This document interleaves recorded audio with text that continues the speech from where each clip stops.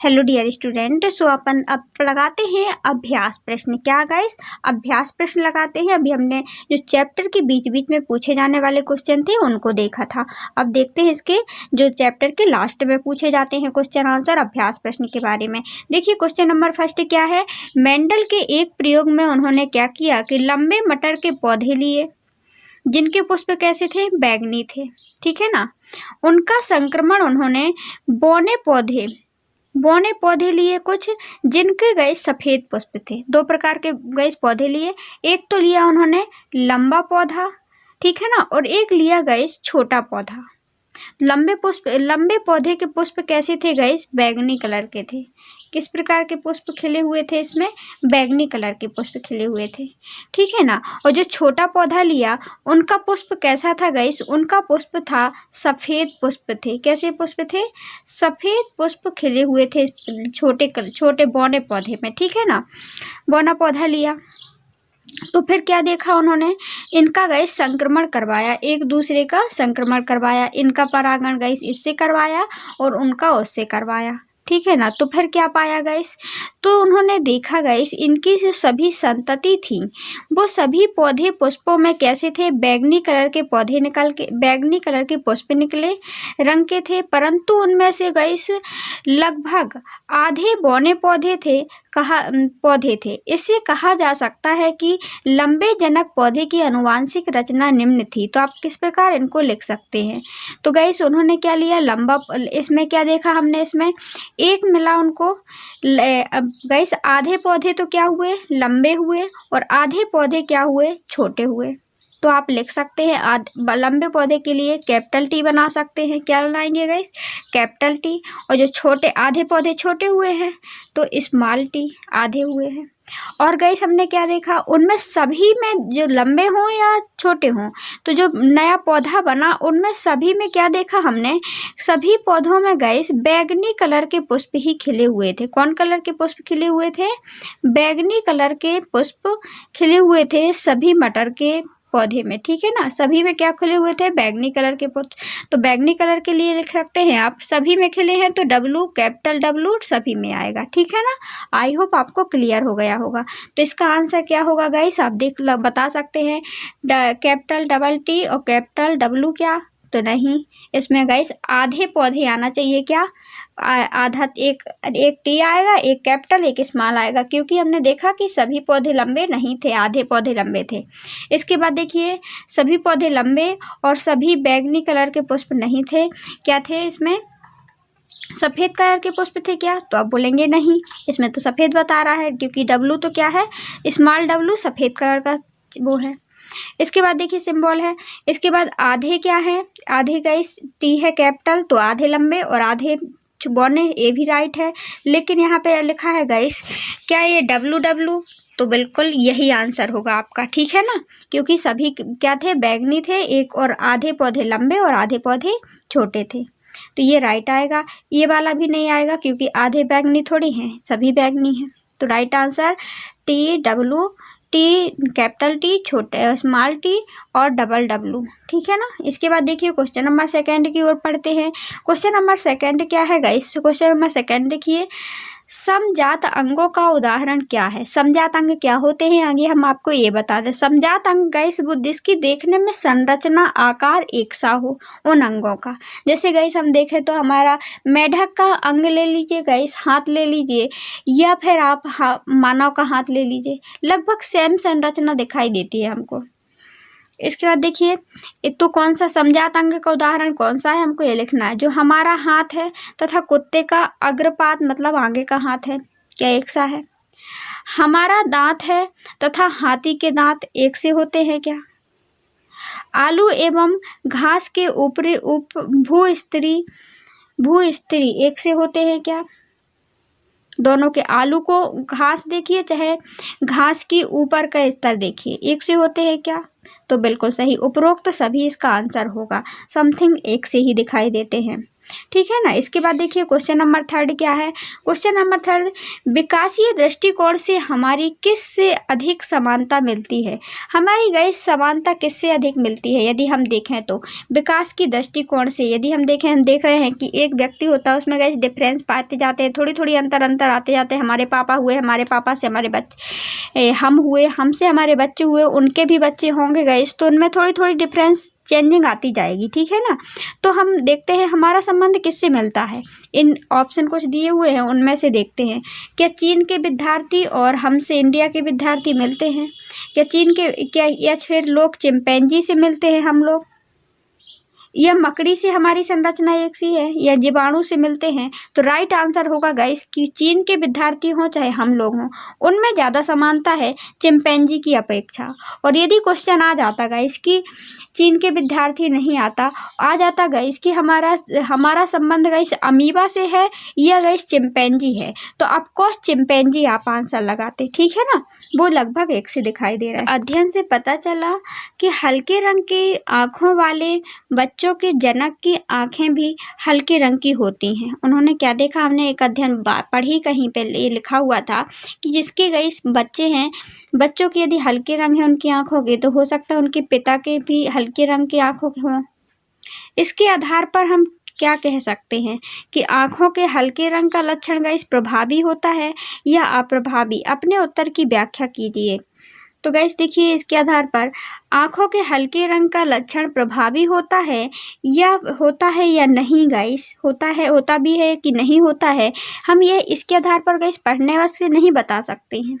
ठीक है ना, क्योंकि दिए हुए उसके आंकड़े अपर्याप्त हैं, वो पर्याप्त नहीं हैं।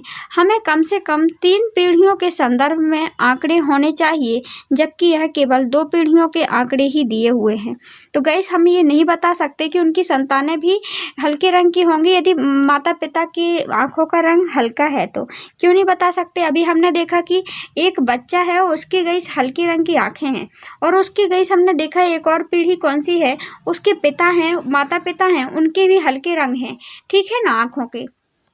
तो गाइस हम इतने बस से नहीं बता सकते। अब हमें गाइस इसका बच्चा भी पता होना चाहिए।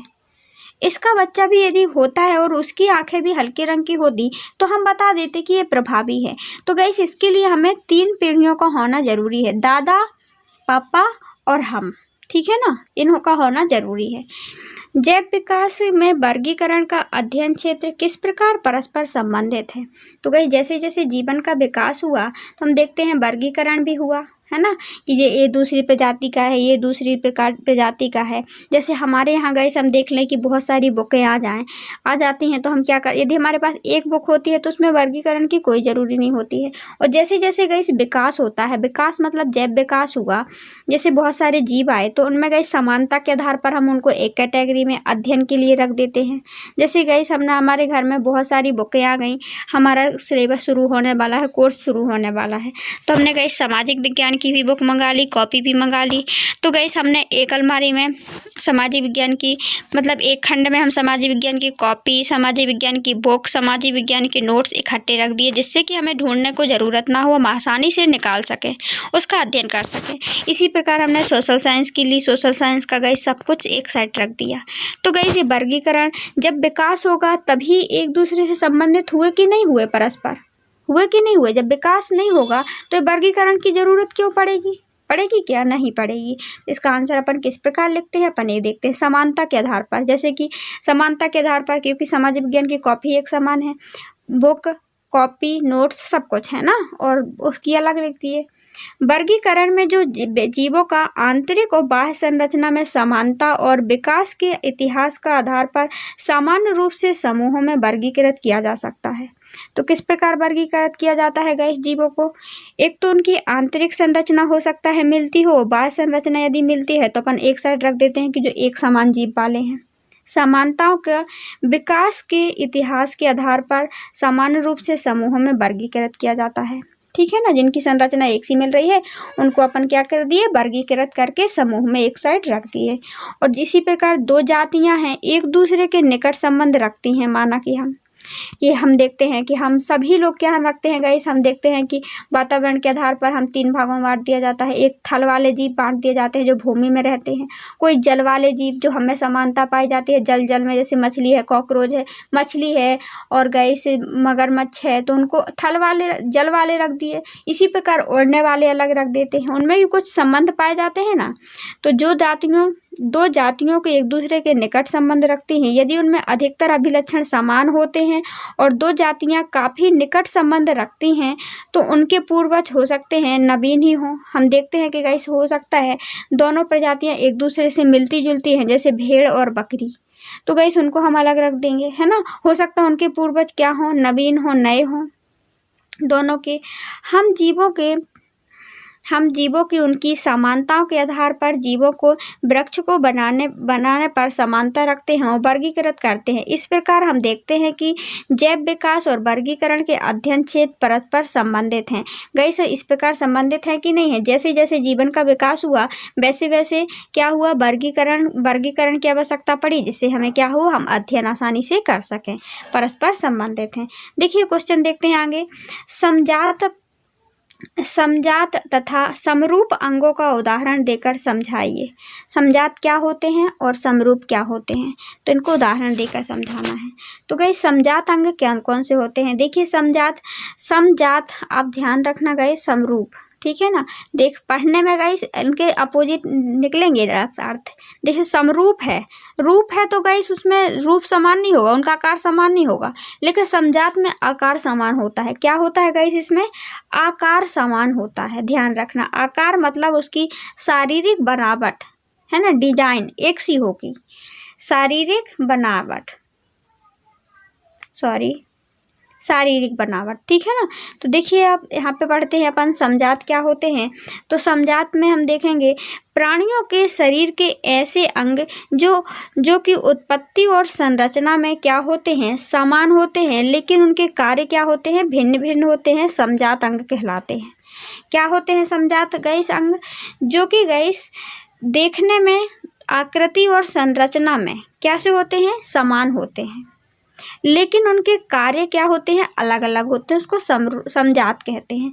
उदाहरण के लिए जैसे हम देखें मनुष्य का हाथ देख लीजिए, चाहे गाइस पक्षियों के पंख देख लीजिए, हमें एक से दिखाई देते हैं, पर चमगादड़ हो, पक्षी हुए और या गाइस मगर है, छिपकली है, घोड़े हैं कि घोड़े के अग्रपाद हैं, ये क्या है गाइस, समजात अंग हैं। ये देखने में समान लगते हैं लेकिन सबके गाइस कार्य अलग अलग हैं।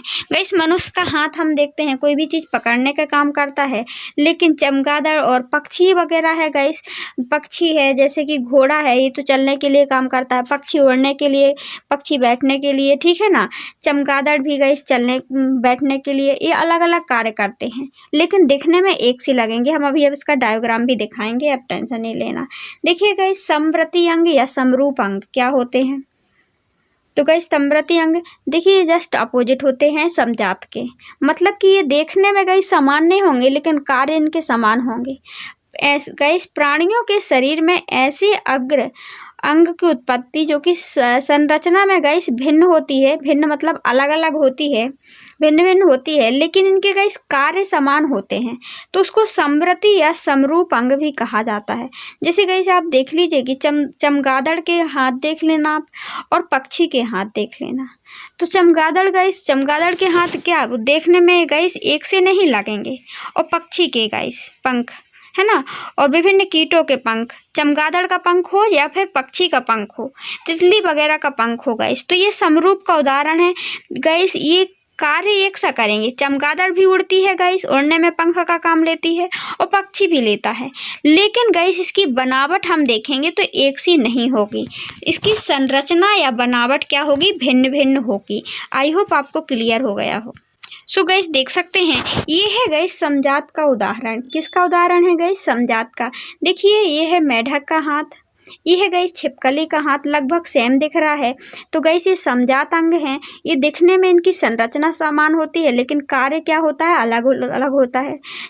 मेढक क्या करता है गाइस, उचटने का उन्हीं से कार्य करता है, बैठता है, लेकिन छिपकली मतलब कि उसको भी पकड़ने का कार्य करती है। इसी प्रकार देखिए ये पक्षी है गाइस, पक्षी क्या करता है, बैठने का कार्य करता है पक्षी, है ना इनके। और मानव का देख मानव का हाथ, लगता है हमारे पूर्वज एक से रहे हो, हमें विभिन्नता आई हो, भौगोलिक पृथक्करण हुआ हो, कुछ भी हुआ हो और गाइस हम अलग अलग हो गए हो, एक नई प्रजाति बन गई हो, है ना। तो इनके हाथ एक से दिख रहे हैं इसलिए इसको समजात अंग कहेंगे।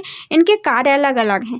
पक्षी क्या करता है, कोई भी हम देखते हैं हमारे हाथ पकड़ने का, विभिन्न चीज़ को पकड़ने का कार्य करते हैं, लेकिन इनका बैठने का कार्य करते हैं। इसके बाद देखिए हम क्वेश्चन पूछा था समरूप अंग। तो समरूप अंग वो होते हैं गाइस जो कि हम देखने में एक से नहीं होते हैं लेकिन कार्य एक से होते हैं। देखिए चमगादड़, चमगादड़ के यदि हम पंख देखें तो देखिए उंगली नुमा है कि नहीं है।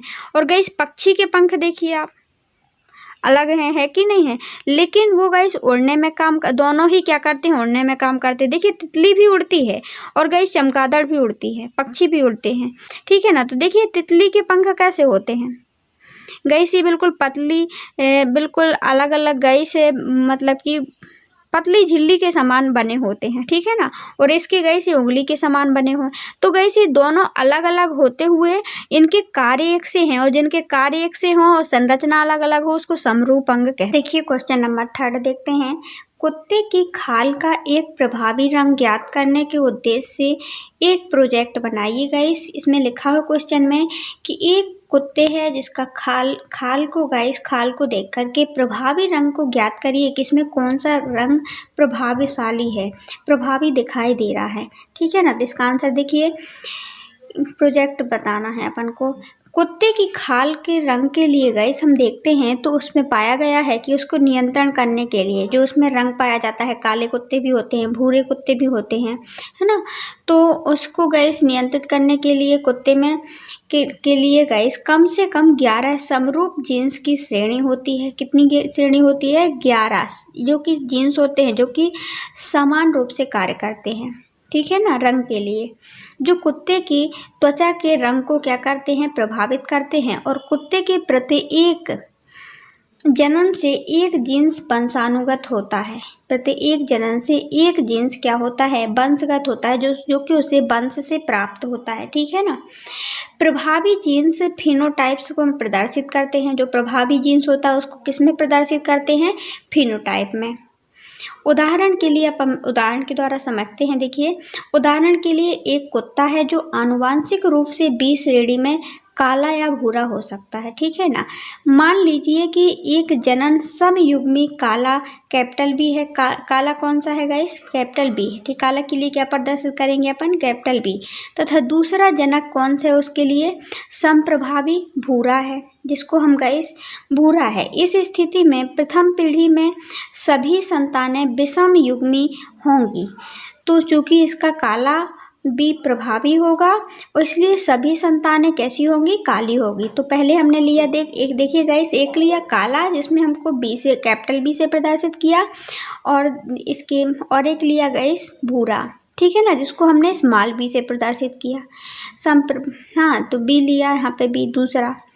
तो जब हम इनको गाइस इनमें क्या करवाते हैं, इनमें गाइस संकरण करवाते हैं, ठीक है ना, संतानें। तो देखते हैं हम कि जो सभी संतानें हैं वो इस प्रकार की होंगी, कैपिटल बी वाली भी और स्मॉल बी वाली भी। तो इसमें प्रभावी गुण कौन सा होगा गाइस, कैपिटल वाला। तो संतानें कैसी होंगी, कैपिटल वाला मतलब कि काला होंगी। तो सभी संतानें काली होंगी, लेकिन बाकी गुण भी होंगे लेकिन प्रभावशाली नहीं होंगे, ठीक है ना। इसलिए सभी संतानें कैसी होंगी, काली होंगी। यद्यपि वे दोनों बी, कैपिटल बी और स्मॉल बी के स्थित रखते हैं, ठीक है ना। रखते तो दोनों का प्रभाव है लेकिन प्रभावशाली उस समय वही दिख रहा है। यदि वे समयुग्मी पुनः संकरण करवाते हैं, अब जो उन्हें गाइस एक तो प्रभावी मिला है, जो बच्चा पैदा हुआ है ये गाइस प्रथम पीढ़ी थी, ये दूसरी पीढ़ी है।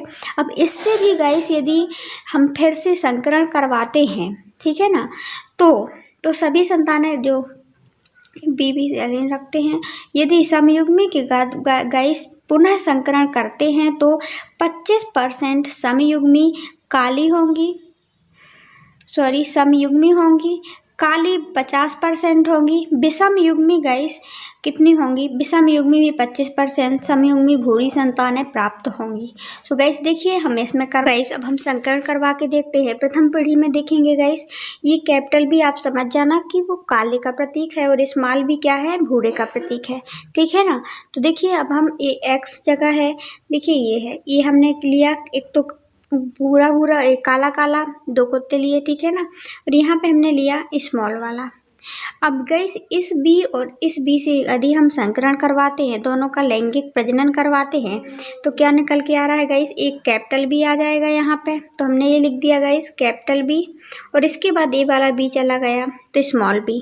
तो गाइस कैपिटल बी है तो कैपिटल बी अपना प्रभाव दिखाएगा, स्मॉल को हटा देगा, और जब स्मॉल का प्रभाव हटा देगा तो क्या निकल के आएगा? कुत्ता कैसा दिखेगा गाइस? हमें काला दिखेगा। क्यों? क्योंकि यहाँ पे कैपिटल बी अपना प्रभावशाली है और स्मॉल बी अप्रभावी है, ठीक है ना। इसके बाद देखिए ये वाला स्मॉल बी और ए वाला कैपिटल बी, ये भी मिलकर सॉरी गाइस, देखिए अब ये वाला बी इस वाले बी से करेगा संकरण, इस वाले से, ठीक है ना, और ये वाला भी करेगा। तो यहाँ पे भी guys capital B small B हो रहा है, तो दोनों का गाइस यदि प्रभाव गुणा करेंगे तो क्या निकल के आएगा? एक कैपिटल बी एक स्मॉल बी, और कैपिटल बी जहाँ होगा तो वो अपना प्रभाव दिखाएगा, ना कि स्मॉल का। तो कुत्ता कैसा निकल के आ रहा है? यहाँ पर भी कुत्ता गाइस काला ही बन करके आएगा, ठीक है ना। इसके बाद देखिए यहाँ सभी जगह यही आएगा। ये प्रथम पीढ़ी है गाइस, तो हम काले और भूरे का करवाते हैं, तो काले और भूरे का यदि हम संकरण करवाते हैं तो दोनों हमने यही देखा कि यहाँ पे पूर्णतः गाइस सभी कुत्ते काले हैं, लेकिन अप्रभावी गुण हैं जो कि दिखाई नहीं दे रहे हैं। और लेकिन दूसरी पीढ़ी में जब इनका संकरण होगा तो ये प्रभावी गुण हो जाएंगे, ठीक है ना, ये गाइस दिखाई देने लगेंगे। तो गाइस अभी हमने यहाँ सभी जगह देखे, यहाँ पे काले काले कुत्ते प्रथम पीढ़ी में मिले, हमने काले और भूरे से करवाया तो क्योंकि प्रभावशाली गुण काला था। इसके बाद देखिए अब यही गुण गाइस हम इसी बी कैपिटल बी और स्मॉल बी, ये प्रभावी और अप्रभावी गुणों के साथ में संकरण करवाते हैं, और इसी गाइस बी के साथ तो क्या निकल के आता है हम ये देखेंगे। इनके मध्य और कैपिटल बी स्मॉल बी के मध्य करवाते हैं, क्योंकि हमें यही मिला है लास्ट में। देखिए कैपिटल बी स्मॉल बी, तो कैपिटल बी ले लिया हमने, small B capital B small B. अब दूसरी पीढ़ी आ गई है, तो दूसरी पीढ़ी में हमने देखा गाइस, दूसरी पीढ़ी में हम देख रहे हैं, देखिए अब करवा के देखिए, ये गाइस कैपिटल बी और कैपिटल बी, तो क्या निकल के आ रहा है यहाँ पे? कैपिटल बी, मतलब यहाँ अप्रभावी गुण बिल्कुल भी नहीं दिखाई दे रहा हमको। यहाँ पे पूर्णतः कुत्ता कैसा दिखाई देगा हमको? काला दिखाई देगा। कैसा दिखाई देगा? काला दिखाई देगा। इसके बाद देखिए सेकेंड स्टेप में यदि हम इस वाले बी से गाइस और इस वाले बी से यदि हम करवाते हैं संकरण, तो हमें यहाँ पे गाइस एक प्रभावी गुण दिखाई देगा, एक अप्रभावी, क्योंकि ये कैपिटल बी गया तो हमने ये कैपिटल बी लिख दिया, ये स्मॉल बी लिख दिया। और गाइस प्रभावशाली कौन होता है? जो बड़ा होता है, तो कैपिटल बी प्रभावशाली है, उसने पीछे नीचे वाले को दाब दिया है, ठीक है ना। इसके बाद देखिए दूसरा नंबर स्टेप देखते हैं अपन, इस वाले बी से करवाएंगे और इस वाले बी और इस वाले बी से, ठीक है ना। तो देखिए ये वाला स्मॉल बी, तो हमने ये लिख दिया स्मॉल बी, और ये वाला कैपिटल बी, इन दोनों का गुणा हुआ, तो यहाँ पे भी गाइस प्रभावी गुण हमें कुत्ता काला दिखाई दे रहा है। सॉरी क्योंकि काला क्यों दिखाई दे रहा है? क्योंकि हमें यहाँ पे प्रभावी गुण कैपिटल बी का है। इसके बाद देखिए सेकेंड ये वाले बी, ये वाला बी और ये वाला भी, दोनों को यदि हम गाइस संक्रमण करवाते हैं, मतलब कि लैंगिक प्रजनन करवाते हैं, तो यहाँ पे क्या बी और बी स्मॉल दिखाई दे रहा है, तो हमें एक कुत्ता गाइस ऐसा मिलेगा जो पूर्णतः क्या होगा? भूरा होगा। क्या होगा? पूर्णतः भूरा होगा। ये हमने देखा। आई होप आपको क्लियर हो गया होगा। देखिए क्वेश्चन नंबर 4 देखते हैं। क्वेश्चन, विकासीय संबंध स्थापित करने में जीवाश्म का क्या महत्व है? हम गाइस जीवाश्म से कैसे पता लगा सकते हैं गाइस कि ये हम मिलते जुलते जीवाश्म से कैसे पता लगा सकते हैं कि वो मानव का जीवाश्म है? इसमें कोई विकास का संबंध रहा है कि हमारे पूर्वज एक से थे? इस गाइस विकासीय संबंध का जीवाश्म के द्वारा कैसे पता लगाया जाता है? क्या महत्व है इसका? तो हम इसके बारे में पढ़ते हैं। देखिए जैव विकास में जीवाश्म का महत्व। सो गाइस यहाँ पे आप देख सकते हैं ये होते हैं जीवाश्म। आपको ये बताना भी बहुत ज़रूरी होता है, मतलब जीवों के गाइस परिरक्षित चट्टानों के नीचे दबे हुए अवशेष, मृत अवशेष, ठीक है ना।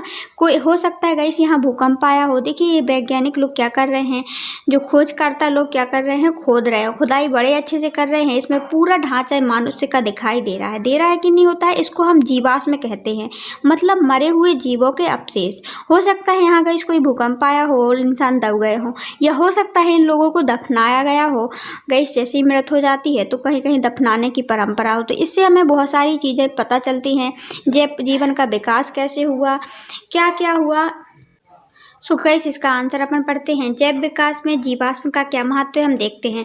जैव विकास में जीवाश्म का गाइस प्रमाण बहुत ही महत्वपूर्ण है। इससे गाइस विभिन्न जीवाश्मों को एकत्रित करके उनकी आयु का निर्धारण कर लिया जाता है। गाइस हम देखते हैं कि कौन सबसे नीचे, यदि हम खुदाई करते हैं तो कहीं सिंधु सभ्यता के गाइस प्रतीक मिले हैं हमको, कि यहाँ पे नदी बह रही थी, यहाँ पे बहुत सारे लोग रह रहे थे, यहाँ पे कौन सी संस्था प्रचलित थी चूड़ियों उड़ियों के मिलने से, ठीक है ना। तो जीवाश्म को एकत्रित करके गाइस उनकी आयु को निर्धारण भी कर लिया जाता है। कि गाइस पता चला हमने खुदाई की, कैसे ऐसे कुआं की खुदाई करते हैं ना, ऊपर गाइस कौन से जीव मिले और नीचे खोदने पर और जीव मिले, तो हमें लगा सकते हैं कि जो ऊपर वाला जीव गाइस कम आयु का होगा वो अभी का जन्म होगा, जब तो वो ऊपर मिल गया, और नीचे वाले का भी अनुमान लगाया जा सकता है। तो गाइस जीवाश्म के द्वारा हम क्या लगा सकते हैं अनुमान, उनकी आयु का निर्धारण किया जा सकता है। ये कब की बात है हम पता चल जाता है ना। जैसे 2500 BC ईसा पूर्व को माना जाता है सिंधु सभ्यता के बारे में, तो हमें इसी के द्वारा पता चला ना, जीवाश्मों के द्वारा, ठीक है ना। फिर उनको गाइस आयु का निर्धारण कर लिया जाता है, और फिर उन्हें आयु को क्रम में व्यवस्थित करके अध्ययन करने को विकास की प्रक्रिया में ज्ञात किया जाता है ना। आगे उनको क्या किया जाता है, एकत्रित किया जाता है, आयु निकाल ली जाती है और आयु के क्रम में व्यवस्थित कर दिया जाता है, जिससे अध्ययन करने की प्रक्रिया में गाइस अध्ययन में विकास की प्रक्रिया ज्ञात की जा सके। उदाहरण के लिए जैसे घोड़े प्राप्त जीवाश्मों में अध्ययन से ज्ञात हुआ कि घोड़े का विकास इओसिन काल के 20 सेंटीमीटर ऊंची लोमड़ी के आकार के जीव इथोहिप्स से हुआ है। और घोड़े का कैसे पता चला, जैसे गाइस कि उसका विकास किसके द्वारा हुआ है, ऊंची लोमड़ी के आकार के समान जीभ से उसका घोड़े का विकास हुआ। जैसे जैसे थोड़ी बहुत कोई गाइस लोमड़ी के समान है ना आकार में गाइस बड़ी कोई भी जीव रहा होगा, उसमें गाइस थोड़ी थोड़ी परिवर्तन आता गया। एक समय इतना परिवर्तन आ गया कि गाइस वो अलग उसकी प्रजाति ही बन गई, ठीक है ना। तो इससे जैव विकास का भी पता चलता है। इसके फलस्वरूप जैव विकास के क्रम का आधार पर ज्ञात किया जा सकता है, गाइस जीवाश्मों के आधार पर ज्ञात किया जा सकता है, जो कि निम्न प्रकार से इथोहिप्स से मीसोहिप्स, मीसोहिप्स से मैरीहिप्स और मैरीहिप्स से ब्लोहिप्स और ब्लोहिप्स से इक्वेस, जो कि आधुनिक घोड़े और उसके संबंधित निरूपित किया गया है। तो गाइस इन सब का इस जैव विकास का गाइस पता लगाया जा सकता है जीवाश्म के द्वारा। जैसे यहाँ पे लिखा हुआ है इओहिप्स, मीसोहिप्स, आगे में इओहिप्स का पता चला, फिर उससे गाइस हम देख रहे हैं कि कैसे गाइस उससे क्या बना, मियोहिप्स बना, ठीक है ना। और फिर गाइस उसकी और नई उसमें चेंजेस आए और मैरीहिप्स बना, मैरीहिप्स से पॉलियोहिप्स, पॉलियोहिप्स से इक्वेस निकल के आता है।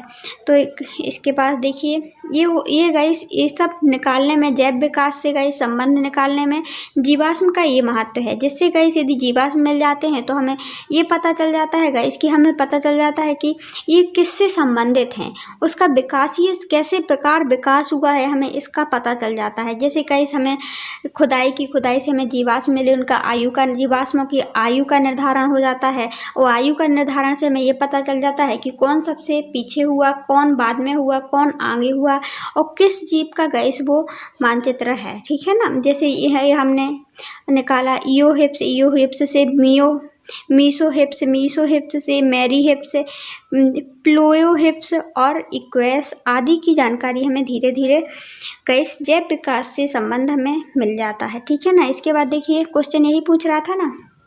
सो गाइस विकासीय संबंध इस प्रकार निकाल सकते हैं कि किस प्रकार एक दूसरे से संबंधित हैं। जैसे गाइस जीवाश्मों के द्वारा ही हमें पता चलता है, उन हड्डियों के द्वारा, कि हमारे अवशेष कहाँ पर मिले हैं, अफ्रीका में मिले हैं। उसके बाद धीरे धीरे विकास होता गया और विभिन्न गाइस हम देखते हैं और प्रजातियों को देखें गाइस तो इसी प्रकार हमें पता चल जाता है कि किस प्रकार इनमें गाइस डिफरेंस आते गए और एक नई प्रजाति का जन्म होते गया। देखिए आगे देखिए क्वेश्चन देखते हैं, किन प्रमाणों के आधार पर हम कह सकते हैं गाइस कि जीवन की उत्पत्ति अजैविक पदार्थों से हुई है। गाइस हम बोलते हैं कि जीवन की उत्पत्ति की, जैसे हम बोलते हैं अजैविक पदार्थों से कैसे हुई है, हमें जैसे ठंडी गर्मी तापमान की भी ज़रूरत पड़ेगी, है ना। और गाइस ठंड की, अग्नि की, 5 मूलभूत तत्वों से मिलकर के हमारा शरीर बना है। तो हम बोलते हैं कि जीवों की उत्पत्ति किससे बनी हुई है, अजैविक पदार्थों से हुई है। तो ये हम कैसे मान लें, है ना। तो ये क्वेश्चन ये पूछ रहा है किन प्रमाणों के आधार पर हम ये कहते हैं। तो गाइस देखिए स्टैनली और मिलर ने, स्टैनली एल मिलर एक व्यक्ति थे और हैरोल्ड सी मूरे ने सन 1953 में उन्होंने क्या किया, एक प्रयोग किया। कौन ने, स्टैनली एल मिलर तथा हैरोल्ड सी मूरे ने, जिन्होंने एक ऐसा वातावरण तैयार किया गाइस कि उन्होंने इसमें 4 गैसें ली। कौन कौन सी गैसें ली गाइस, एक प्रयोग किया उसमें 4 गैसें ली। एक लिया गाइस उन्होंने अमोनिया गैस, दूसरी गैस थी मीथेन, तीसरी हाइड्रोजन और चौथी कौन सी ली, सल्फर डाइऑक्साइड के गैस के अणु लिए थे, ठीक है ना। लेकिन उन्होंने ध्यान रखना गाइस 4 गैसें ही ली हैं, ऑक्सीजन नहीं ली थी तथा इस वातावरण को जल के ऊपर एकत्रित किया। क्या किया उन्होंने, जल के ऊपर ये सारी गैसें एकत्रित की, यह सोचते हुए कि प्राचीन काल में पृथ्वी पर ऐसा ही कुछ वातावरण रहा होगा, ठीक है ना। पहले का वातावरण कैसा रहा होगा, ऐसा ही वातावरण रहा होगा 4 गैसों का, ammonia, methane, hydrogen, sulphur dioxide, ठीक है ना। और जल के ऊपर उन्होंने ये प्रयोग किया यही सोचकर। और इस वातावरण को उन्होंने क्या किया कि 100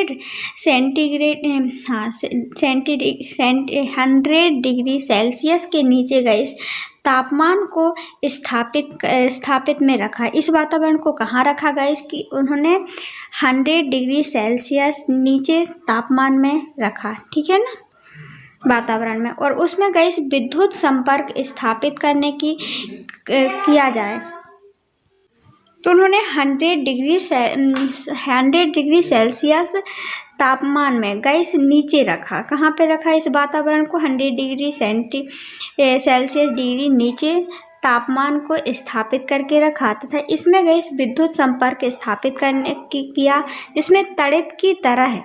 1 सप्ताह तक गाइस उन्होंने देखा कि 15% कार्बन सरल कार्बनिक यौगिक को अमीनो अम्ल के साथ तैयार हुआ है, जो कि प्रोटीन के निर्माण करता है। क्या करता है, कार्बन गैस सरल कार्बनिक यौगिक अमीनो अम्ल के साथ तैयार हुआ है, जो कि क्या करता है, प्रोटीन बनाता है तथा जीवन को साधारण स्तर पर सहयोग करता है। इससे गैस सिद्ध होता है कि पृथ्वी की सतह पर जीवन को उत्पत्ति अजैविक पदार्थों से हुई है, क्योंकि हमने देखा गैस जब 100 डिग्री सेल्सियस तक उस हाइड्रोजन, अमीनो और मीथेन,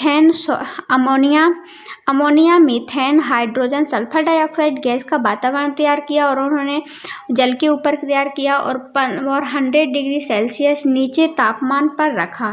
तो उन्होंने क्या देखा कि 15% जो कार्बन के सरल यौगिक थे वो अमीनो अम्ल के साथ तैयार होते हैं तथा प्रोटीन का क्या कर रहे हैं, निर्माण कर रहे हैं। तो गाइस जो कि प्रोटीन का जब निर्माण कर रहे हैं तो हमारा शरीर किससे मिलके बना है, प्रोटीन से। मेन चीज़ है शरीर की, ठीक है ना। सरल साधारण स्तर पर सहयोग करता है प्रोटीन, और इससे सिद्ध होता है कि पृथ्वी पर जीवन की उत्पत्ति किससे हुई है, अजैविक पदार्थों से हुई है, क्योंकि इससे प्रोटीन बन रहा है, प्रोटीन से ही तो हमारा शरीर बना है। तो गाइस देखिए अलैंगिक जनन की अपेक्षा लैंगिक जनन द्वारा उत्पन्न विभिन्नताएं अधिक स्थायी होती हैं, व्याख्या कीजिए। यह लैंगिक प्रजनन की करने वाले जीवों के विकास के लिए किस प्रकार प्रभावित करती हैं। तो गाइस जो अलैंगिक जनन है उसकी अपेक्षा गाइस लैंगिक जनन में ज़्यादा विभिन्नताएं होती हैं, आप ये ध्यान रखना। यही पूछा गया क्वेश्चन, ठीक है ना, उत्पन्न होती हैं। और यह किस प्रकार जीवों के विकास के लिए लैंगिक जनन किस प्रकार प्रभावित करता है, हमें ये क्वेश्चन पूछ रहा है। तो देखिए लैंगिक इसके गाइस एक कारण है कि लैंगिक जनन अलैंगिक जनन की अपेक्षा लैंगिक जनन में विविधता क्यों पाई जाती है, विभिन्नता क्यों पाई जाती है, इसका क्या कारण है। तो इसके अनेक कारण हैं जो अपन पढ़ते हैं। देखिए, डीएनए की प्रतिकृति में त्रुटियां। जो लैंगिक जनन है गाइस, तो लैंगिक जनन में गाइस नर और मादा की ज़रूरत होती है, तब जाकर के कोई भी बच्चे अपने जैसे सजीव का वो निर्माण कर पाता है। और अलैंगिक जनन में दो की ज़रूरत नहीं होती, वो अकेले ही उसका शरीर का विखंडन होता है और वो क्या होता है, उसके समान दूसरा जीव बन जाता है। लेकिन इसके लिए गाइस दो जन की ज़रूरत होती है। और साथ में क्या होता है, लैंगिक जनन में हमने देखा था कोशिका का क्या होता है, विभाजन। जैसे चाहे वो नर कोशिका हो या मादा कोशिका हो, उसका गाइस दो भागों में कोशिका टूटती है। उसमें गाइस आगे केंद्रक होता है कोशिका में, हमने देखा था। और केंद्रक के साथ साथ क्या होता है, कोशिका होती है, कोशिका में केंद्रक होता है और केंद्रक में गुणसूत्र पाए जाते हैं। गुणसूत्र में गाइस डीएनए पाए जाते हैं, जो कि जब उनका विखंडन होता है दो भागों में गाइस, कोई केंद्रिका टूटेगी तो आगे क्या टूटेगा गाइस, आगे दो भागों में बट जाएगा, क्या गुणसूत्र बटते हैं। गुणसूत्रों के साथ साथ उसमें डीएनए भी चले जाते हैं। और गाइस हो सकता है डीएनए कम ज़्यादा भी किसी में चले जाएं, तो इससे क्या इस त्रुटि हो जाती है। त्रुटि से होने से गाइस इसी डीएनए में कोई नए प्रकार का जीव बन सकता है, आप ये ध्यान रखना। तो विभिन्नता आ सकती है। इसी के कारण हम देखते हैं गाइस, इसमें जब ये कोशिका का विभाजन होता है तो माता पिता गाइस हम देखते हैं कोई अलग होते हैं, लेकिन गाइस कभी पुत्र तेजस्वी हो जाता है। पता चला कि पिता की बुद्धि कम चल रही थी लेकिन बच्चे की और ज़्यादा चल रही है। हम देखते हैं कि पूर्व टाइम पे हम देखते हैं इसी विभिन्नता के कारण जब वातावरण गाइस इतना ज़्यादा वो नहीं होता था, आप ये ध्यान रखना, मतलब कि इतनी ज़्यादा गर्मी नहीं पड़ती थी, इतनी ज़्यादा ठंडी नहीं पड़ती थी। लेकिन आज के टाइम बहुत ज़्यादा ठंडी पड़ती है। और गाइस आप ही सोचिए, ये विभिन्नता ना होती तो क्या हमें ठंडी को सहन करने की शक्ति होती? नहीं होती, क्योंकि ना ही पहले इतनी गर्मी हो रही थी हमारे दादा के टाइम पे और ना ही वो उतना ज़्यादा सहन कर रहे थे। यदि और गाइस उनमें सहन करने की शक्ति भी नहीं थी। लेकिन हम देखते हैं इसमें विभिन्नता आती गई, तो आज हमारा शरीर कैसा हो गया है गाइस कि हम सहन कर पाते हैं। तो टाइम चेंज हो रहा है, जब वातावरण चेंज हो रहा है तो गाइस हमें भी चेंज होना ज़रूरी है। तो ये विभिन्नता ही है, ठीक है ना। तो डीएनए की प्रतिकृति में त्रुटियां उत्पन्न हो जाती हैं। जो युग्मनज बनते हैं वो मात्र पितृ गुणसूत्रों को अचानक पृथक्करण होता है। युग्मनज क्या कहलाते हैं, तो गाइस युग्मनज क्या कहलाते हैं, देखिए जो युग्मनज अंडाणु और शुक्राणु का निषेचन मिलना, ठीक है ना, उससे क्या होता है, भ्रूण का उत्पन्न होता है। जैसे अंडाणु मिला, अंडाणु कहाँ से आता है गाइस, अंडाणु आता है मादा कोशिका से, ठीक है ना, और पुरुष से मिलता है क्या, शुक्राणु का मिलना। और इन दोनों के मिलने से इसे निषेचन प्रक्रिया कहते हैं। इसको इसी से नर और मात्र के गुणसूत्रों का अचानक क्या होता है, पृथक्करण हो जाता है, अलग अलग हो जाना, ठीक है ना। इसके बाद देखिए, युग्मनज में बनते समय जीवों में विनिमय होता है, आदान प्रदान होता है, ठीक है ना, जब ये युग्मनज बनते हैं, जिसके कारण क्या आ जाती हैं, विभिन्नता आ जाती हैं। इसके बाद देखिए चौथा नंबर क्या है, फोर्थ नंबर, पीढ़ी दर पीढ़ी विभिन्नताओं को लैंगिक जनन द्वारा अंतर्ग्रहण किया जाता है।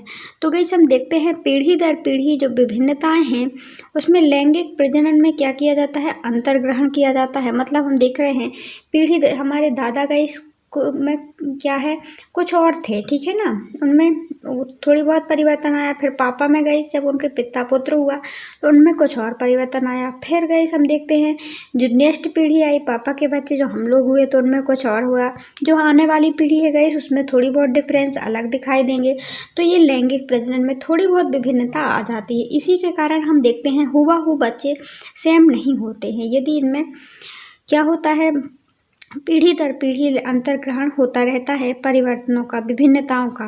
देखिए तो हम कह सकते हैं गाइस, तो हमने इस पर क्या कारण देखे गाइस, 4 कारण पढ़े। कौन कौन से पढ़े हमने, एक डीएनए की प्रतिकृति में त्रुटियां हो जाती हैं तो विभिन्नता होती है। एक युग्मनज बनते समय मात्र पितृ के गुणसूत्रों का अचानक प्रथा अलग अलग होना, जैसे ही अलग अलग होते हैं, माना कि हम युग्मनज बन रहे हैं गाइस, ये कोशिकाओं का विखंडन होता है।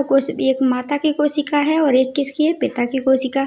इससे गाइस 2 कोशिकाएं बन रही हैं। जब 2 कोशिकाएं बनेंगी गाइस, इनके अंडाणु बनेंगे 22 गुणसूत्रों के। तो क्या होगा, इसमें गाइस पृथक्करण होता है तो एक गाइस तो ये वो नहीं बन सकती हैं, एक से नहीं बन सकते हैं, है ना, थोड़ी बहुत तो अलग अलग होंगे। इसके बाद क्या है, युग्मनज बनते हैं। युग्मनज विनिमय के समय जीव में विनिमय होना, जीन का विनिमय होना। जैसे ही युग्मनज बनते हैं गाइस, कोई भी गाइस कोशिका का विभाजन होता है तो क्या होते हैं, जीन का विनिमय होता है, आदान प्रदान होता है, ठीक है ना। तो इसके कारण भी थोड़ी बहुत परिवर्तन हो जाते हैं। चौथा कारण, पीढ़ी दर पीढ़ी विभिन्नताएं लैंगिक जनन द्वारा अंतर्ग्रहण की जाती हैं। तो गाइस इतने सारे कारण हैं। तो लैंगिक जनन में विभिन्नताओं के, लैंगिक जनन की स्थिति गाइस डीएनए की, सॉरी यहाँ पे देखिए अलैंगिक जनन लिखा है, ठीक है ना। देखिए अब अलैंगिक जनन की स्थिति में डीएनए की प्रतिकृति में बहुत कम परिवर्तन संतान जाते हैं, ठीक है ना। तो यदि हम, अभी तो हमने लैंगिक जनन में देखा, और अलैंगिक जनन में क्या होता है गाइस, अलैंगिक जनन में इसमें गाइस डीएनए की प्रतिकृति बहुत कम परिवर्तन होती है अलैंगिक जनन में।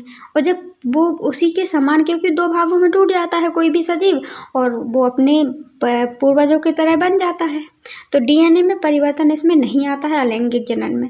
लेकिन थोड़ी बहुत परिवर्तन आता है तो लैंगिक जनन में ज़्यादा परिवर्तन आ जाता है। इसके कारण संतान डिफरेंस पैदा होती है। इसके बाद देखिए, इसलिए अलैंगिक जनन में उत्पन्न संतान अधिकतर समानताएं पाई जाती हैं। अलैंगिक जनन में जो हम देखते हैं, इसी के कारण, क्योंकि इसके डीएनए में परिवर्तन नहीं आ रहा, वो हूबहू वैसे ही बन जाती है, इसीलिए अलैंगिक जनन में संतानों में क्या होती हैं, समानताएं पाई जाती हैं, ठीक है ना। इसके बाद देखिए, इससे यह निष्कर्ष निकलता है गाइस, निकलता है कि अलैंगिक जनन की अपेक्षा लैंगिक जनन द्वारा उत्पन्न विभिन्नताएं अधिक स्थायी होती हैं और लैंगिक जनन उत्पन्न संतति में अधिक विभिन्नताओं के जैव विकास की संभावना भी अधिक होती है। और यह इस प्रकार यह अनेक विकास को प्रभावित करती है, इस प्रकार यह अनेक विकास को प्रभावित करती है। मतलब कि कहने का मतलब यह है गाइस इसमें कि इसमें गाइस ये लैंगिक जनन में ज़्यादा विभिन्नता आती हो, ज़्यादा विभिन्नता आने के कारण ही इसमें गाइस अलैंगिक जनन में समानताएं होती हैं और विभिन्नता आएंगे गाइस, तो वो ही क्या होगा, हो सकता है थोड़ी थोड़ी विभिन्नता आते आते आते आते पीढ़ी दर एक समय ऐसा आएगा गाइस कि इसमें एक नया जीव का निर्माण हो जाए, है ना। तो इसका नए जीव का विकास भी हो सकता है, विकास को गाइस प्रभावित करती है। आई होप आपको क्लियर हो गया होगा। देखिए, तो हमने लैंगिक जनन देखा और अलैंगिक जनन में, तो अलैंगिक जनन में लैंगिक जनन की अपेक्षा गाइस कम विभिन्नता होती है, जबकि लैंगिक जनन में ज़्यादा होती है। देखिए संतति में नर और मादा जनकों द्वारा आनुवांशिक योगदान में बराबर की भागीदारी किस प्रकार होती है।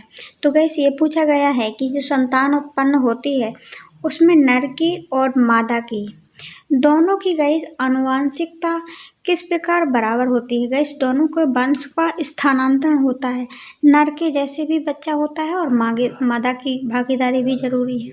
किस प्रकार सुनिश्चित होती है हमें ये देखना है। तो देखिए, नर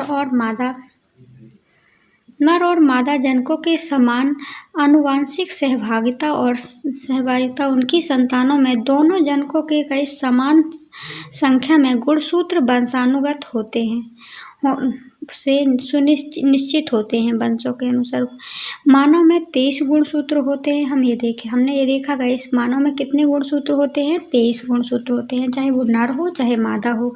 और कई संतानों में बराबर की भागीदारी के साथ वो गुणसूत्र जाते हैं अपनी संतानों में, दोनों की, ठीक है, महिला और पुरुष के। देखिए, सभी मानव में गुणसूत्र 23 जोड़ों में से एक जोड़ा जो गुणसूत्र है गाइस, वो कौन सा होता है, लिंग गुणसूत्र होता है। कौन सा, एक जोड़ा। सभी में कितने गुणसूत्र पाए जाते हैं, 23 मतलब जोड़े, 23 जोड़े पाए जाते हैं, मतलब टोटल 46 गुणसूत्र पाए जाते हैं मानव में। और गाइस हम देखते हैं चाहे वो स्त्री हो या पुरुष हो, जो 23 गुणसूत्र पाए जाते हैं तो 22 तो दोनों में समान होते हैं, नर हो चाहे मादा हो। लेकिन जो 23वां जोड़ा है गाइस, 23वां जोड़ा कौन सा है, नर में गाइस नर में XY गुणसूत्र पाया जाता है 23वां में, और महिलाओं में जो 23वां जोड़ा है वो कौन सा है, XX है। कौन सा है गाइस, XX गुण जोड़ा है। तो जोड़ा गुणसूत्र जो कि क्या होते हैं, जोड़ा लिंग गुणसूत्र गाइस लिंग गुणसूत्रों का होता है, जो कि XY से प्रदर्शित किया जाता है 23वां जोड़ा, ठीक है ना। इसके बाद देखिए, मादा में यह जोड़ा गाइस सम XX XX है। क्या है गाइस, सम XX है। और नर में कौन सा है 23वां जोड़ा जो अलग पाया जाता है, वो है गाइस XY, हमने पहले बता दिया।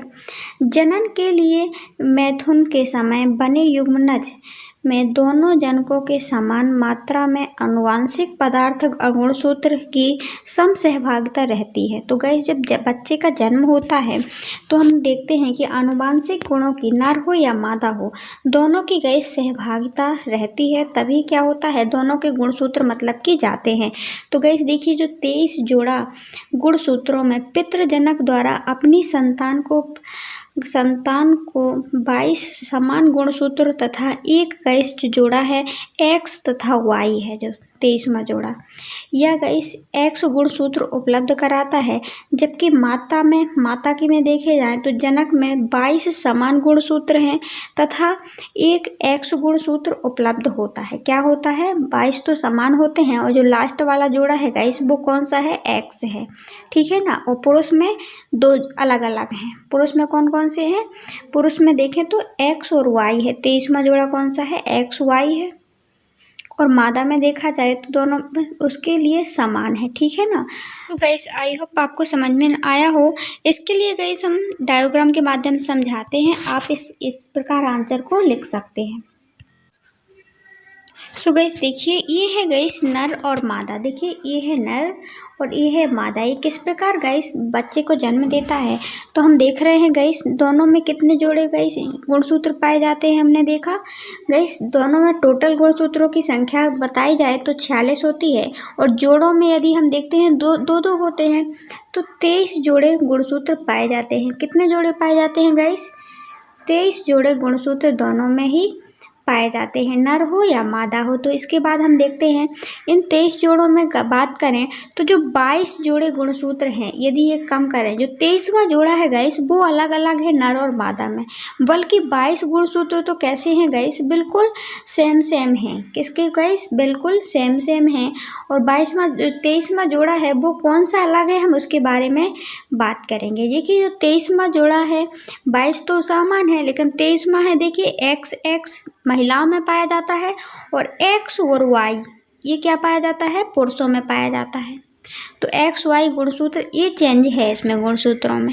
तो देखिए जब इनका विभाजन होता है, ये 23वां जोड़ा का क्या करता है, इसी से 23वें जोड़े से ही गाइस क्या होता है, लड़की का जन्म हो या लड़के का जन्म हो, तो हम देखते हैं कि पुरुष में X और Y पाया जाता है। तो इसको गाइस आगे युग्मक बनाते हैं। युग्मक बनाने के लिए 2 भागों में विभाजित करेंगे। 2 जोड़ों से गाइस क्या बना, एक बना गाइस X वाला शुक्राणु बना इसका नर का किया तो, और एक बना Y वाला शुक्राणु। और यदि महिला के गाइस 2 भागों में विभाजित करेंगे तो दोनों में क्या निकल के आएगा, XX, क्योंकि उसके पास तो ओनली कौन सा गुणसूत्र है, ओनली XX गुणसूत्र है, ठीक है ना। एक XA है और एक XA है, ध्यान रखना। इसके बाद देखिए दोनों में क्या XX आया। तो गाइस आप बोलेंगे कि अभी तो क्या हुआ, कोशिका का विभाजन हुआ, युग्मक बने हैं। अब गाइस ये X है, जो यदि AX मिल जाए, पुरुष का गाइस X और महिला का क्या मिलेगा, ये वाला X मिलेगा, तो क्या होगा, XX बना है। क्या बना गाइस, XX बना। और XX किसकी संरचना है गाइस, आप देखिए महिला की संरचना। तो इससे क्या होगा, पुत्री का जन्म होगा। ये युग्मक बना, इसको निषेचन प्रक्रिया कहते हैं, क्योंकि यहाँ से क्या मिला गाइस, इसको यहाँ से हमने देखा, यहाँ से ये X वाला शुक्राणु मिला और X वाला अंडाणु मिला, इससे महिला का जन्म मतलब पुत्री का जन्म हुआ है ना। इसके बाद देखिए अब ये वाला गाइस Y हो सकता है, ये वाला युग्मक ना जाए, ये वाला Y वाला शुक्राणु कभी चला जाता है महिला में, तो और इसी के पास क्या है X, उसके पास तो महिला के पास तो X ही है, वो तो X ही देगी। लेकिन ये गाइस अपना ये बच्चे का लड़के का जन्म होना है कि लड़की का जन्म होना है, ये निर्भर करता है पुरुष पर। और बेचारी महिलाओं को लोग कोसते रहते हैं कि नहीं इसके बच्चन, इसके लड़की हो रही है, तो ये होता है पुरुष पर, ठीक है निर्भर। तो देखिए ये Y वाला गुणसूत्र यदि शुक्राणु दे देता है महिला के गाइस युग्मक में डाल देता है, और इसके पास तो ओनली XI है, है ना। तो क्या पुत्र का जन्म हो जाता है, किसका जन्म होगा गाइस, नर का जन्म होगा। और यदि इसके युग्मक में यदि ये वो एक्स वाला गुण ये एक्स वाला देता है पुरुष तो वो महिला का जन्म होता है, और वाई वाला देता है तो किसका जन्म हो जाता है, पुरुष का जन्म हो जाता है, क्योंकि एक्स और वाई किसके गुणसूत्र हैं गाइस, ये इस संरचना किसकी बन रही है, पुरुष की, तो लड़के का जन्म होता है। आई होप आपको ये गुणसूत्र समझ में आ गया होगा। सो गाइस इसमें हमने क्या देखा आंसर में कि गाइस यदि कोई संतान का गाइस यदि जन्म होता है तो हमने देखा सभी नर की भी ज़रूरत होती है और मादा के भी, दोनों की क्या होती है, भागीदारी सुनिश्चित होती है कि किसकी कितनी भागीदारी है। तो गाइस दोनों हमने देखा बराबर है, दोनों के अंडाणु और शुक्राणु मिलेंगे तो ही के संतान का जन्म होगा। ठीक है, तो हमने देखा पुरुष का अंडाणु मिलने से पुरुष की गाइस स्थिति निर्धारित करती है कि शुक्राणु जाता है, भेजता है अंडाणु, शुक्राणु में वाई वाला भेज रहा है कि एक्स वाला, इससे गाइस लड़का लड़की का जन्म होता है। लेकिन संतान की उत्पत्ति के लिए दोनों की भागीदारी गाइस, दोनों का आनुवांशिक लक्षण गाइस विद्यमान होते हैं और दोनों का योगदान बराबर। ये क्वेश्चन लास्ट है, केवल वे विभिन्नताएं जो किसी एकल जीव के लिए गाइस उपयोगी होती हैं और समष्टि में अपना अस्तित्व बनाए रखती हैं, क्या आप इस बात से सहमत हैं, और हैं तो क्यों हैं और क्यों नहीं हैं, यदि नहीं है तो गाइस जो क्वेश्चन ये पूछा रहा है कि गाइस विभिन्नताएं हैं जो एकल जीवों में जो पाई जाती हैं, जैसे उनका गाइस दादा कुछ अलग अलग था गाइस, पिता में कुछ और विभिन्नताएं आ गई, वो और अलग हो गया, पुत्र कुछ और अलग हो गया, और उसके गाइस पुत्र के पुत्र अलग हो गए और कुछ अलग हो गए, विभिन्नताएं आ गई। इसी प्रकार हम देखें तो उस पुत्र के पुत्र मतलब पुत्र के नाती के लिए गाइस कुछ और विभिन्नताएं आ गई। तो गाइस ये विभिन्नताएं अस्तित्व के लिए गाइस बनाए रखने के लिए उपयोगी हैं कि नहीं है, क्योंकि हम देखते हैं पर्यावरण भी चेंज होता जा रहा है। पहले गाइस कम गर्मी, अब और गर्मी, फिर और गर्मी, फिर और ज़्यादा बीमारियां, बहुत सी चीज़ें बढ़ती जा रही हैं, तो सहन करने की हमें शक्ति भी बढ़ती जाएगी क्योंकि हमारे अंदर भी विभिन्नताएं होती जा रही हैं। तो गाइस इससे जीव बने रहेंगे सृष्टि में, और यदि ये विभिन्नता ना होती गाइस तो वातावरण तो चेंज होता और हम चेंज ना होते, तो मानव जाति या कोई भी प्रजाति चेंज ना होती तो सोचिए क्या वो जीवित रह पाती, तो नहीं रह पाती। तो हम इस बात से गाइस पूर्णतः सहमत हैं। इसका गाइस अब हम आंसर देख लेते हैं। तो आप किस प्रकार आंसर लिखेंगे, देखिए इस कथन से हम सहमत हैं, केवल वे विभिन्नताएं जो कि गाइस किसी एकल जीव के लिए गाइस उपयोगी होती हैं, समष्टि में अपना अस्तित्व बनाए रखती हैं, सभी विभिन्नताएं गाइस पर्याप्त पर्यावरण में अपने अस्तित्व को बनाए रखने के समान अवसर नहीं मिलता है, जिससे वे अपने आप को पाते हैं कि जिस प्रकार वे पर्यावरण में रहते हैं, किसी विभिन्नता में अपना अस्तित्व बनाए रखने का अवसर विभिन्नताओं की प्रकृति पर निर्भर करता है। तो गाइस यदि हम ये किस पर निर्भर करता है कि हम अपना अस्तित्व कैसे बनाए रखेंगे गाइस, कोई भी सजीव, तो वो प्रकृति पर निर्भर करता है क्योंकि प्रकृति ही वर्णन करती है गाइस। हो सकता है इनमें डीएनए में चेंज आया और क्या हो, हमें गाइस रोग से लड़ने की शक्ति बढ़ गई। हो सकता है हमारे डीएनए में जब कोशिका का युग्मक बनाती है ना, जो 23वां जोड़ा है गाइस, उसका क्या होता है, 2 भागों में टूट करके युग्मक बनाती है, 2 भाग बनते हैं।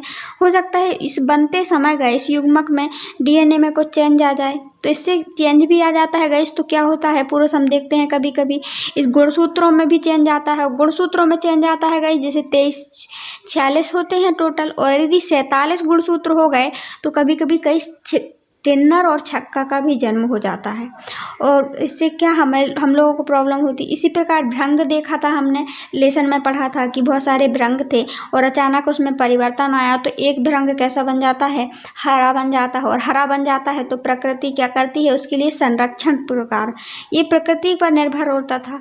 और गाइस उसके अनुकूल था वो हरा कलर, क्योंकि उसको कौवा नहीं खा पाता था, हरी घास हरा था वो, और हरी हरी घास थी उसमें छुप जाता था, है ना। तो ये गाइस यदि ये सब किस पर निर्भर करता है गाइस, ये अवसर, विभिन्नताओं के अवसर गाइस ये प्रकृति पर निर्भर करते हैं, क्योंकि यदि हो सकता है उसको गाइस वो कलर, एक बार नीला कलर हो गया था भ्रंग का, तो भ्रंग का नीला कलर हो जाने से वो तो देख लेता था कौवा, है ना।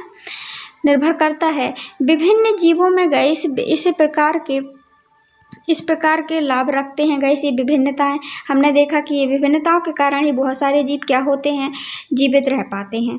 बैक्टीरिया ऊष्मा को सहन कर सकता है तो वह गर्मी में जीवित रह सकता है, हम देखते हैं गाइस। और जो सहन करता है, जिसके अंदर लड़ने की शक्ति होती है गाइस, विभिन्नता आना जरूरी है, तो वही जीवित रह पाता है समष्टि में। जैसे हमने देखा गाइस बैक्टीरिया क्या करता है, ऊष्मा को सहन कर सकता है, इसीलिए वो जीवित रहता है, भले वो छोटा सा है। विभिन्नताओं को पर्यावरण द्वारा चयन ही विकास प्रक्रिया के आधार पर गैस निर्माण करता है। गैस जो विभिन्नताएं हैं जो हम देखते हैं वो चेंज करते जाते हैं, तो पर्यावरण का चयन करता है उनको। और गैस जो पर्यावरण चयन करता है जिसको गैस, उसी से उसका विकास होता है। जैसे कि हमने देखा था कि हरे हरे लाल भ्रंग थे, लाल भ्रंग के साथ साथ हम देखते हैं कुछ टाइम बाद वहाँ पे क्या हो जाता है, एक हरा भ्रंग होता है और एक भ्रंग हरे से गैस कौवा तो सबको खा जाता है लाल भ्रंग को, लेकिन हरे की संख्या बढ़ने लगती है।